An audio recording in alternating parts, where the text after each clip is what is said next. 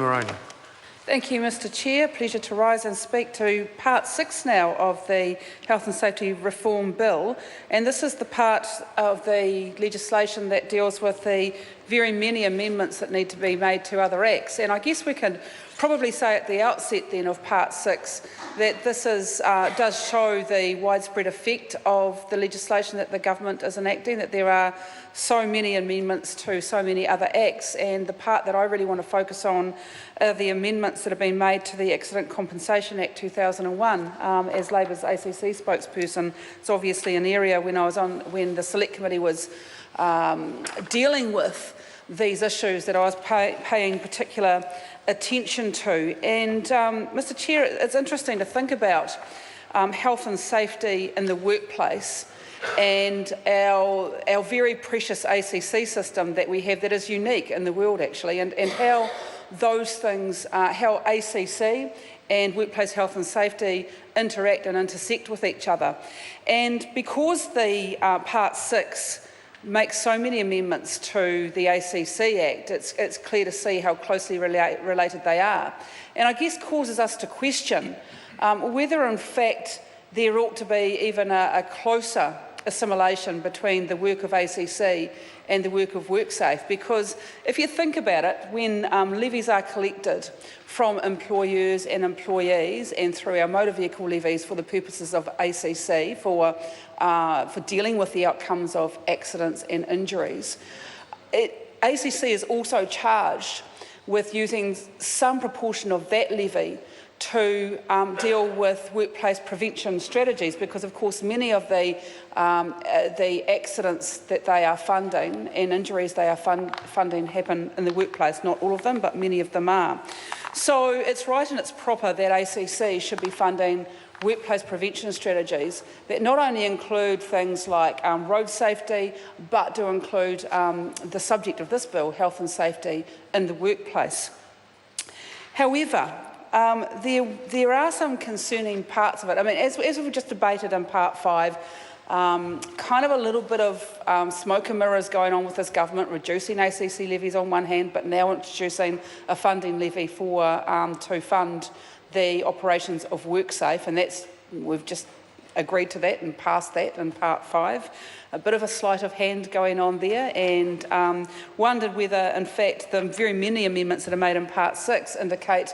that the government, perhaps did the government consider, and I'd be interested in hearing the Minister's views on this, did the government consider actually keeping ACC levies where they were, albeit that they've been getting overcharged for a number of years now under this government, but actually ensuring that ACC used its levies to fund the activities of WorkSafe as a workplace prevention measure, as a workplace injury prevention measure, because that is one way that the government could have gone about doing that, I believe, without, I guess, spending pages and pages here in Part 6 describing how ACC and WorkSafe are kind of going to work together, but they're kind of going to work separately. And I think that's always going to be our dilemma about ACC and its function and WorkSafe and its function. How do we make sure that both of those entities, who actually are charged with pretty similar functions, whether they're going to duplicate and replicate and fall over the top of each other, or are they going to make sure that everything is covered and there are no gaps between their functions? And that's why there are so many amendments to the ACC Act. I want to focus on one in particular for the purposes of this call, Mr Chair, and I'm hoping that I'll get the opportunity to peruse other parts in another call on this part later on. But for the purposes of what I'm discussing now, draw the House's attention to Part 244 of, Clause 244 under Part 6. And this actually amends 174 of the ACC Act, and it attempts to make sure that when WorkSafe and the ACC Corporation are establishing workplace incentive programs that they are working for the same aims. And so it amends the ACC Act to say that when they're establishing, Mr Chair, Sue Moroney. when they're establishing workplace incentive programs, that among other things, they have to have regard to the following matters. And it's 174B1A small numeral 1 that I'm going to draw the House's attention to. Well, yeah, I know it's confusing, but it is. So, just to be clear, this is I'm now referring to the clause in the ACC Act that needs amending. So it would be 174B large numeral 1. A small numeral 1.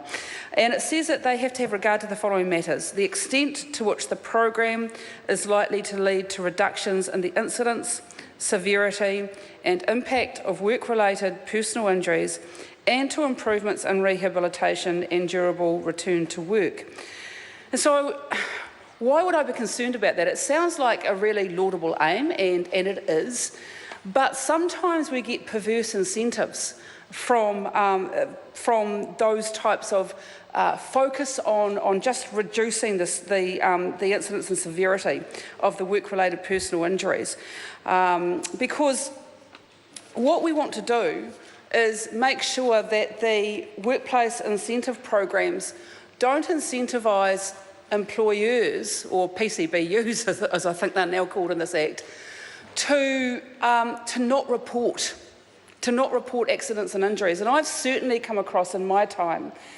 workplaces where people are encouraged, if they hurt themselves at work, to maybe not report it as being a workplace accident or injury, because it would affect then the ACC levy that the employer will pay in the future. That they are encouraged to report it as something that happened off duty, maybe on the sports field or what have you. And what that does is, not only is it fraudulent, and I'm going to put that right out there, that is a fraudulent practice, so that no one thinks that this is something that I'm talking about in Parliament and that therefore makes it acceptable, but it also means that we've lost an opportunity to find out about what went wrong in the workplace, because a report is not put forward that actually tells us about what happened with that accident or that injury, and therefore the opportunity to learn from that has been lost. And this part of the Act, this part of the change to the ACC Act that puts this focus on the workplace incentive program being designed to reduce the number of injuries and accidents, and therefore reduce the levy that is payable, does provide an incentive to do that. And so, you know, as a former health and safety practitioner, I would say that those sorts of practices actually mean that we've got a more dangerous workplace, because they can lead to a perverse incentive for people to not report their injuries, therefore the opportunity to learn is lost. And we know that the most serious work injuries that happen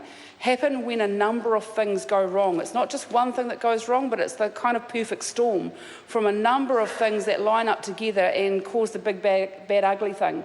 And the opportunity to learn because of an injury that happened to someone else and fix that problem stops it from lining up with a range of other things to cause the really big, ugly, serious issue. So I think 174B and the way that we're changing the ACC Act may in fact be causing us an even greater problem in this regard. Mr Chair, I want to go on briefly to look at this is now section 249 of clause 249 of part 6 of this bill, which changes clause 264B in